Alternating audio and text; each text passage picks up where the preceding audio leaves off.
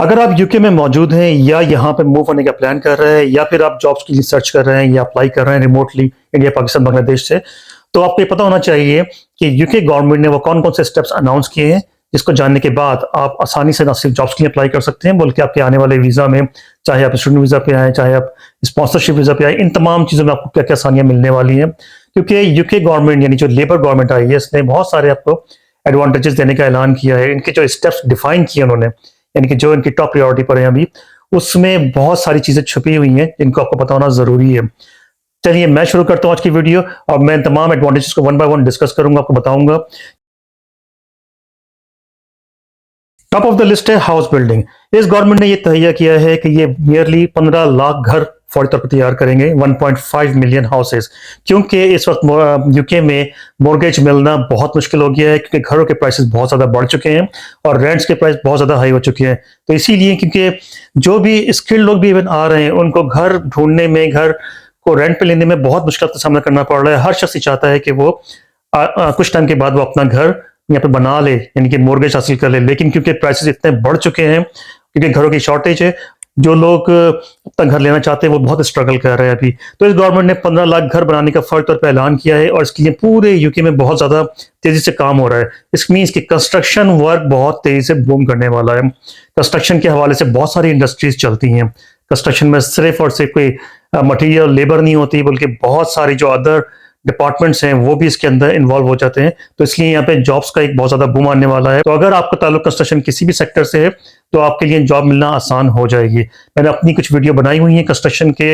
UK में construction का environment क्या होता है, कौन कौन सी पोजीशंस होती हैं, उनको जरूर रेफर कीजिएगा, क्योंकि वो एक स्टैंडर्ड इस तरह के हैं कि आपको पता होना चाहिए, चाहे तमाम पॉइंट ऑफ व्यू में डिस्कस किए गए हैं। तो ये आपको बहुत एडवांटेज देगा और आपके लिए जॉब्स मिलना, चाहे आप यूके में हो, चाहे आप मिडल ईस्ट से अप्लाई कर रहे हो या साउथ एशिया से अप्लाई कर रहे हो,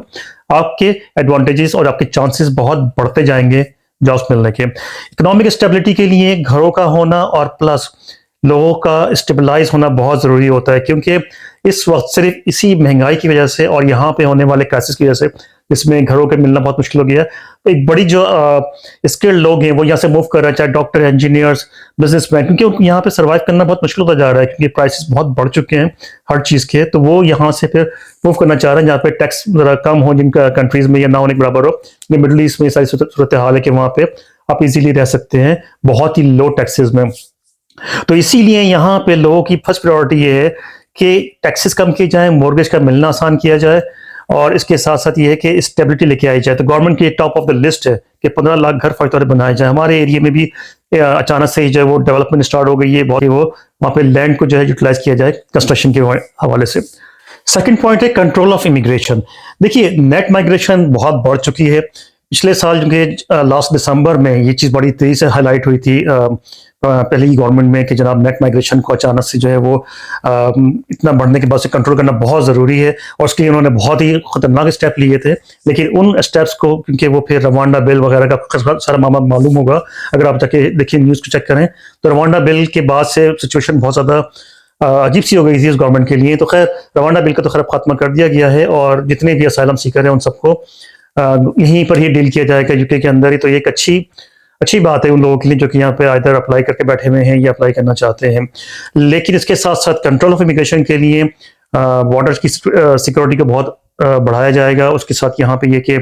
जो भी बोर्ड से लोग आ रहे हैं उन्हें कंट्रोल करने के लिए इकदाम किए जा रहे हैं। लेकिन इससे बड़ा फायदा ये होगा कि जो स्किल्ड वर्कर हैं, जो थोड़ा बहुत भी मतलब टेक्निकल या स्किल्ड लोग हैं, उनको बहुत एडवांटेज मिलेगा, क्योंकि अगर इमिग्रेशन में कट ऑफ होता है तो जाहिर है वो प्रेफरेंस उनको मिलती है जो कि काम जानते हैं। तो ये है कि अगर आप अप्लाई कर रहे हैं, चाहे आप किसी भी सेक्टर में अप्लाई करें, कंट्रोल ऑफ इमिग्रेशन से आपको फायदा ही होने वाला है। ये चीज़ एक मिसकॉन्सेप्शन है कि गवर्नमेंट अगर टाइट करती है इमिग्रेशन को तो फिर लोग परेशान हो जाते हैं। लेकिन अगर आप मतलब एक सही सेक्टर में हैं, अगर आप एक स्किल्ड हैं और प्रॉपरली क्वालिफाइड हैं, तो आपको परेशान होने की कतन कोई ज़रूरत नहीं है, क्योंकि ये तमाम स्टेप्स आपको फ़ायदा देते हैं। तो कंट्रोल ऑफ इमिग्रेशन ये इनका सेकेंड स्टेप है। NHS का इन्होंने वेटिंग टाइम को कट करने का जो है तहैया किया, क्योंकि इस वक्त भी NHS में नेशनल हेल्थ सर्विसेज, जो कि इनकी नेशनल हेल्थ सर्विसेज प्रोवाइडर है, उसमें बेपना लॉन्ग अपॉइंटमेंट्स मिलते हैं, मतलब 6 महीने तो एक नॉर्मल सी बात है, 6 महीने 8 महीने 1 साल के बाद का अपॉइंटमेंट आपको मिलता है, जो कि बिल्कुल भी एक्सेप्टेबल नहीं होता लोगों को। और अभी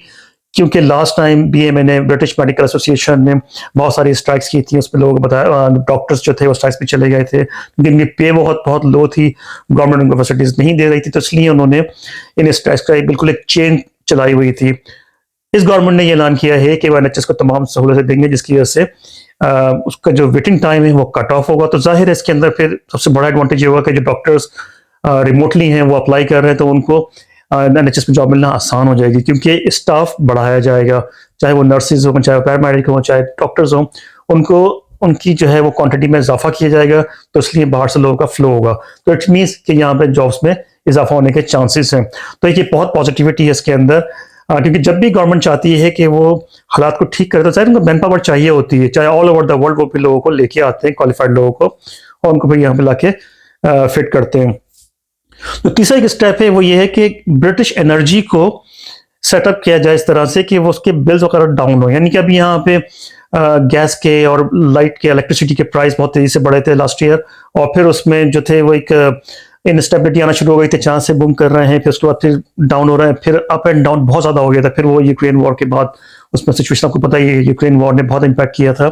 तो इसके बाद से उन्होंने ये फैसला किया है कि ब्रिटिश एनर्जी में अच्छी खासी इन्वेस्टमेंट की जा रही है, ताकि यहाँ पे जो क्लीन पावर कंपनीज है उनको मजीद फैसिलिटी दी जाए। ऑयल एंड गैस का जो सेक्टर है वहाँ पे जो विंड से जो एनर्जी है इंटीग्रेट करना चाह रहे हैं, तो वहाँ से वो टैक्स लेंगे ऑयल एंड गैस से, और विंड एनर्जी को यहाँ पे इंक्रीज करेंगे। तो इससे फायदा ये है कि तमाम जो टेक्निकल स्टाफ है, यानी कि चाहे आप इलेक्ट्रिकल, मैकेनिकल, सिविल में डिप्लोमा होल्डर हैं या इंजीनियर्स हैं, आपका कोई भी सेक्टर है, लेकिन आपके यहाँ पे जॉब्स मिलने के चांसेस बहुत बढ़ जाएंगे, क्योंकि government is going to invest in energy sector. तो आप चाहे दुनिया में, यानी इंडिया, पाकिस्तान, बांग्लादेश, श्रीलंका, किसी भी आप कंट्री में आपका ताल्लुक पावर सेक्टर से रहा है, चाहे आप पावर जनरेशन में हो, चाहे आप पावर सप्लाई में हो, चाहे आप किसी भी हवाले से कॉन्ट्रैक्ट में हो, तो आपके यहाँ पे चांसेस जॉब मिलने के बहुत बढ़ते चले जाएंगे। तो ये भी पॉजिटिव में देखिएगा, गवर्नमेंट जब एक्सपेंड करती है किसी भी सेक्टर को, तो वहां पे ऑटोमेटिक जॉब्स जनरेट होती हैं। ट्रेडिंग के हवाले से जो स्टेप लिए जा रहे हैं उसमें बहुत ज़्यादा एडवांटेज ये है कि जो ब्रेक्सिट के बाद जो सिचुएशन थी उसको मिनिमाइज करने की कोशिश की जा रही है, क्योंकि यूके के जो ताल्लुकात हैं यूरोपियन कंट्रीज के साथ, वो ब्रेक्सिट के बाद थोड़े से इस लिहाज से हो गए थे, डिस्टर्ब हो गए थे, क्योंकि उसमें टैक्सेस बढ़ा दिए गए थे, और जो भी वहाँ से ट्रेडिंग हो रही थी, यानी कि यूरोप से जो कुछ सामान यहाँ पे आ रहा था, उस पर टैक्सेस बढ़ गए थे, तो इस वजह से यहाँ पे महंगाई में इजाफा हो रहा था। तो इस गवर्नमेंट की खैर ये एक प्रायोरिटी है कि यूरोपियन कंट्रीज के साथ भी एक ट्रेडिंग को जो है वो उस लेवल पर लाया जाए जो कि ब्रेक्सिट से पहले थी, ताकि जो भी मटेरियल आ रहा है, जैसे कि स्पेन से, फ्रांस से, और पूरे जो यूरोप की जो सेंट्रल यूरोप है वहां से जो सामान आता था, उस पर टैक्सेस जब कम होंगे तो ऑटोमेटिक यहाँ पे प्राइसेस चीज़ों के कम होते चले जाएंगे। इसके अलावा जो जैसे कि नॉर्दर्न आयरलैंड है वो यूके के पास है, यूके का हिस्सा है, लेकिन जो आयरलैंड है, Republic of Ireland, that's a part of Europe, तो वहाँ पे ट्रेडिंग के लिए बहुत ज़्यादा से कॉम्प्लिकेशंस आती जा रही थी, क्योंकि जब से ब्रेक्सिट हुआ है उसके बाद से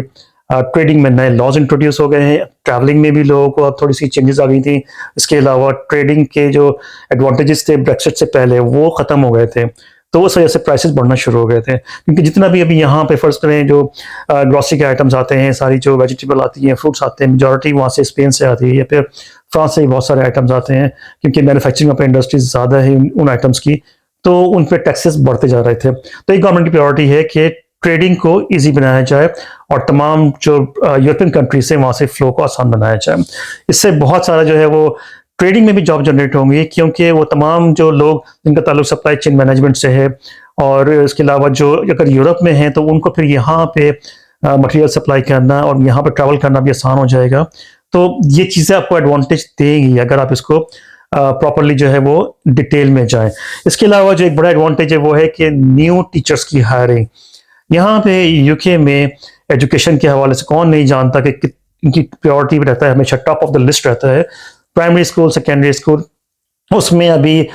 नए टीचर्स की रिक्रूटमेंट की जा रही है, बहुत ज़्यादा, यानी कि मैसिव टीचर्स की जो है वैकेंसीज आ रही हैं, नियरली कोई 7,000 से 8,000 टीचर्स ये अभी रिक्रूट करेंगे। तो देखें, इसमें ज़रूरी नहीं कि वो लोकल टीचर्स को ही हायर करें, क्योंकि यहाँ पे खैर शॉर्टेज है टीचर्स की। तो आपके पाकिस्तान में हमारा मीडिया जो है, मतलब जो मीडियम ऑफ टीचिंग है वो इंग्लिश है, तो वहाँ पे बहुत सारे अच्छे जो टीचर्स अवेलेबल हैं वो यहाँ पे अप्लाई कर सकते हैं और उन एप्लीकेशंस को लाजमी कंसिडर किया जाएगा। और उसमें जो वीज़ा के हवाले से वो खैर एक अलग क्लास हो गई है, टीचर्स की वीज़ा और स्कूल्स वीज़ा के हवाले से वो भी एक आपने देखा होगा रिसेंटली, तो उसको भी आप कंसिडर कर सकते हैं। लेकिन एप्लीकेशन ज़रूर डालिए, एप्लीकेशन ज़रूर भेजिए, तमाम स्कूल्स में अपने सीवीज़ को सबमिट कीजिए, क्योंकि टीचर्स को वीज़ा मिलना इस वक्त बहुत आसान हुआ है इस नई पॉलिसी के बाद से। सेफ्टी के हवाले से जो कि एंटी सोशल बिहेवियर है उस पर बहुत अब वर्किंग करने का जो है ऐलान किया गया है, ताकि जितनी भी यहाँ पे जो स्ट्रीट्स हैं, जो लोकल एरियाज हैं, वो तमाम वहाँ पे सेफ्टी और सिक्योरिटी का बहुत ज़्यादा इंश्योर किया जाएगा। क्योंकि किसी भी कंट्री की सेफ्टी और उसके अगर रोड सेफ है वहाँ पे, यानी कि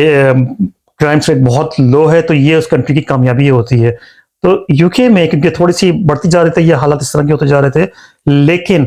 अब क्योंकि इंश्योर किया जा रहा है कि उस पर स्पेंड करके बहुत ज़्यादा जो है रोड्स को सेफ रहा जाएगा, ताकि हर हवाले से तमाम जो रोड्स की सिक्योरिटी है, सेफ्टी है, वो वहाँ पे हो। इससे फ़ायदा क्या होगा कि तमाम जो कम्युनिटीज़ हैं, तमाम जो भी लोग यहाँ मौजूद हैं, चाहे वो उनका ताल्लुक किसी भी कंट्री से हो, किसी भी सेक्टर से हो, उनके लिए मूवमेंट भी आसान होगी। और तो इससे फ़ायदा ये होगा कि यूके की जो रेटिंग है वो बहुत बेहतर हो जाएगी। अभी भी काफ़ी बेहतर है, लेकिन पिछले कुछ सालों में बहुत सारी जो है वो इस तरह के वाक़यात हुए, लेकिन अभी ये है कि हालात बहुत बेहतरी की तरफ जा रहे हैं। तो इन तमाम स्टेप्स को मैंने वन बाय वन बताया है, इनको ज़रूर एक दफ़ा रिव्यू कीजिए, क्योंकि आपकी जॉब सेक्टर जो है, चाहे वो बिजनेस करना चाहें, जॉब करना चाहें, वो आपकी जो गवर्नमेंट की पॉलिसी से बहुत जो है वो अलाइन होना चाहिए, क्योंकि हर गवर्नमेंट की अपनी पॉलिसी होती है, अपनी प्रायोरिटीज होती हैं। लेकिन इन जनरल देखा यह जाता है कि इस वक्त गवर्नमेंट क्या प्रायोरिटाइज कर रही है और उसका इम्पैक्ट जॉब के हवाले से और बिजनेस पे और तमाम जो भी